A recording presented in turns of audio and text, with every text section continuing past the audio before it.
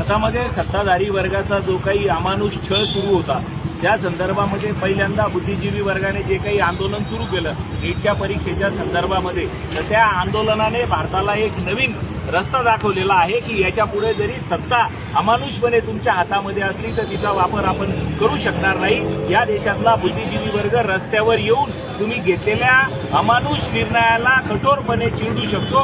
हा एक संदेश या आंदोलनाच्या माध्यमामधून भारतामध्ये दिला गेलेला आहे।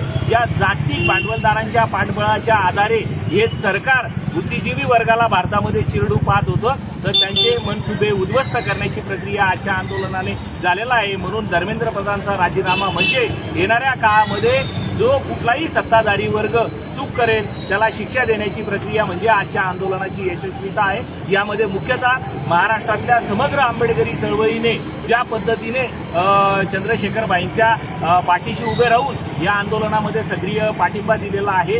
यामध्ये दुसरी एक महत्त्वाची गोष्ट आहे, भारत मातेचा विजय असो, इन्क्लाब जिंदाबाद आणि जय भीमचा नारा याच्या सोबत आपल्याला दिल्लीच्या त्या नीटच्या परीक्षेच्या दरम्यान जातीविरहित आंदोलनामध्ये दिसलेला आहे। म्हणून मला असं वाटतं की भारताची ही येणाऱ्या काळातली एक सूचक नांदी आहे असं आपण या आंदोलनाच्या निमित्ताने म्हणू शकतो।